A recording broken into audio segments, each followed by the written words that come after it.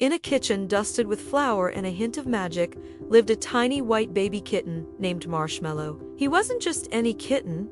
He was on his way to becoming a magical baking detective. One sunny morning, a disaster struck. Marshmallow discovered that his most prized recipe, the one for his signature floating cupcakes, had vanished.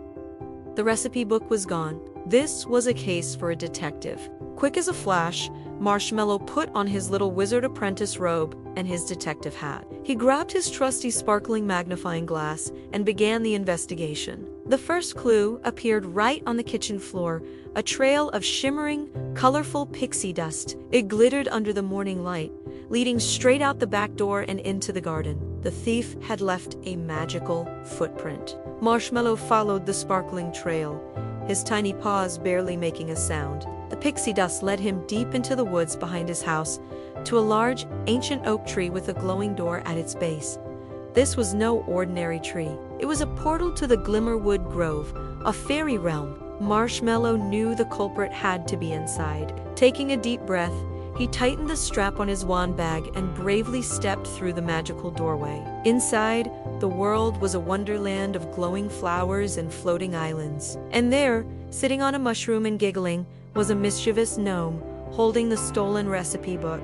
But Marshmallow wasn't angry. He knew magic worked best with kindness. He pulled out his wand and, instead of a scary spell, he cast a friendship sparkle charm. The charm filled the gnome's heart with warmth. Marshmallow then proposed an idea. Why not bake the floating cupcakes together? The gnome's eyes lit up. They used a magical spoon to stir the batter, which floated in a shimmering bowl above the ground. Working side by side, they baked the most incredible batch of cupcakes that hovered gracefully in the air. The gnome, feeling sorry for his prank, gave Marshmallow a beautiful wishing star crystal as a token of their new friendship.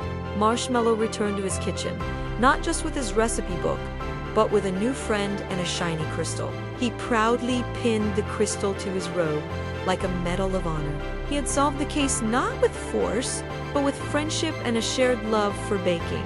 From that day on, he was known far and wide as Marshmallow, the chief magical baking detective. His greatest adventure had just begun. Thanks for watching, and don't forget to subscribe for more of Marshmallow's magical mysteries.